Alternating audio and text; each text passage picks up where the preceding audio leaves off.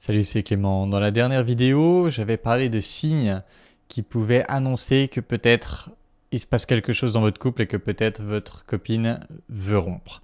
Et dans cette vidéo, je vais vous parler de quoi faire si vous êtes dans cette situation-là. Alors évidemment, le premier truc, c'est que on se dit, faudrait pouvoir en parler. Oui, sauf que si vous êtes devant cette vidéo, si vous avez regardé la vidéo qui parlait des signes, etc., c'est que probablement la communication, c'est pas forcément le fort de votre couple. Et donc, ça paraît compliqué de commencer directement par en discuter alors que votre couple vous semble déjà fragile. Donc, l'objectif, ça va être de gagner du temps pour rétablir une dynamique plus positive et ensuite pouvoir en discuter. Et dans cette vidéo, je vais vous partager 3 choses à faire pour justement rétablir cette dynamique. Alors la première chose à faire, c'est de ralentir parce que si vous êtes dans cette situation où vous vous demandez si peut-être votre copine est en train de rompre, etc., c'est que vous n'êtes pas non plus au stade de non-retour. Et donc, ça va être important de ralentir et d'éviter de pousser à la discussion de rupture, d'éviter de la faire passer du doute, du « je crois que j'ai envie de rompre » ou « je sais pas trop », etc. à « non mais c'est clair, faut qu'on arrête », etc. Et pour ça, il va falloir éviter les drames, il va falloir éviter le côté un peu foutu pour foutu, ah, puisque c'est comme ça, puisque de toute façon elle va me quitter, autant y aller à fond, etc. Il va falloir éviter toutes les provocations, toutes les petites attitudes un peu négatives que vous allez avoir tendance à faire quand vous sentez que le vent tourne et que vous allez avoir tendance à faire pour sauver votre ego un peu. Ce côté passif-agressif, etc. Il va falloir vraiment éviter au final l'auto-sabotage en évitant d'avoir des comportements qui vont accélérer la discussion de rupture. Donc le premier point, la première chose à faire, c'est d'essayer de ralentir le jeu. La deuxième chose à faire, ça va être de lui donner de l'espace. Vous êtes dans cette situation où il en a un peu marre de vous et donc il va falloir vraiment éviter d'être tout le temps dans ses pattes. Il va falloir éviter de faire le toutou, éviter de vouloir surcompenser en étant méga gentil à tel point que c'est pas naturel. Il ne s'agit pas de plus être gentil du tout, mais il s'agit de surtout faire attention à pas tomber dans l'opposé de « ah je vais tout faire pour changer, je vais tout faire pour changer sa décision, etc. Je vais tout faire pour faire changer les choses ». Vous allez être dans cette surcompensation qui va faire que voilà, en la collant comme ça va être oppressant et ça va lui donner encore plus envie de prendre de l'espace, encore plus envie de prendre de la distance. Et donc là encore, ça va accélérer la potentielle discussion de rupture. Donc au contraire, il va falloir lui donner de l'espace, il va falloir lui donner de l'air, lui permettre de respirer. Et pendant ce temps, utiliser ce temps pour faire autre chose. Alors qu'est-ce que vous allez faire pendant ce temps? C'est mon troisième point. La troisième chose à faire, c'est de faire des choses pour élever votre morale. Donc ça peut être passer du temps avec des amis, ça peut être reprendre des activités qui vous plaisaient et que peut-être vous avez un peu mis de côté. Je pense par exemple à moi, l'escalade. Quand j'y vais, ça me met de bonne humeur, ça me met dans une bonne dynamique, etc. Et puis c'est facile quand on est pris un peu dans le tourbillon des choses, de laisser de côté les activités qui nous plaisaient. Et donc là, l'idée, c'est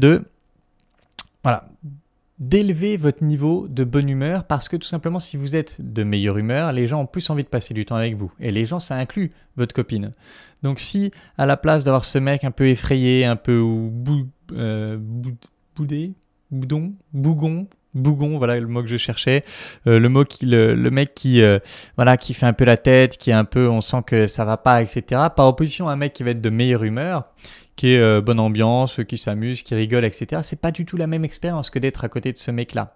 En plus de ça, si vous devenez un rayon de soleil, c'est beaucoup plus difficile de dire non à un rayon de soleil. C'est beaucoup plus difficile de dire stop à un rayon de soleil. Et ça va peut-être commencer à faire immiscer le doute que peut-être qu'il était dans une mauvaise passe, ce qui est probablement vrai si tout ça s'est produit. Donc peut-être qu'il était dans une mauvaise passe, mais en même temps,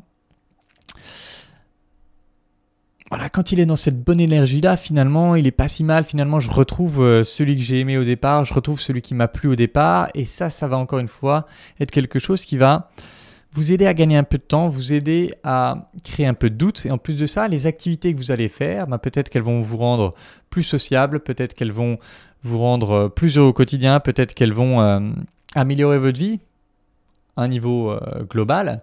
Et donc, vous aurez plus de choses à offrir. Vous serez plus le gars qui propose des choses, le gars qui a des choses dans sa vie, vous aurez des choses à raconter sur ce qui se passe dans votre vie, mais elle aussi, elle aura des choses à raconter sur vous. Elle aura des choses dont elle pourrait être fière. Tiens, il était allé à tel truc et tout, apparemment c'était hyper cool, etc. Elle aura des bonnes raisons de parler de bien en vous.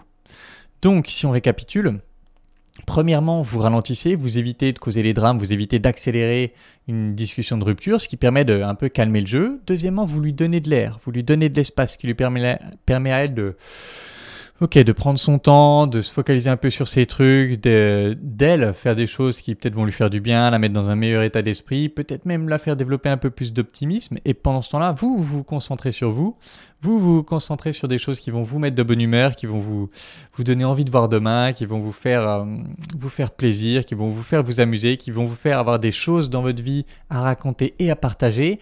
Et ça va créer une base où vous remontez dans son estime comme quelqu'un d'intéressant, d'amusant et de capable, d'indépendant. Et ça va un peu rééquilibrer la relation. Et à partir de cette relation un peu plus rééquilibrée, quand vous aurez cette dynamique où elle commence peut-être à mettre de l'eau dans son vin, elle commence peut-être à recommencer certains des comportements, je vous invite à regarder la vidéo des 6 signes qu'elle a envie de rompre, et elle commencera peut-être à recommencer certains de ces comportements-là. Quand vous voyez que ça commence à s'inverser, là, vous pouvez progressivement amener la discussion. Là, vous pouvez amener la discussion en étant orienté vers les solutions, en lui disant quelque chose du style voilà, j'ai remarqué ces derniers temps que t'étais pas trop, t'avais l'air pas trop bien, je me demande ce qui se passe pour toi, je me demande tout simplement comment tu vis la chose. Et là, vous allez pouvoir lancer une discussion où elle sera plus optimiste, où elle sera peut-être plus ouverte à trouver des solutions, et vous serez plus fort, vous serez dans une meilleure dynamique, et vous aussi, vous serez peut-être plus ouvert à proposer des solutions. Et là, ça permettra peut-être d'aller au cœur du problème qui lui a donné envie de rompre au départ et de trouver des solutions pour que ça aille mieux.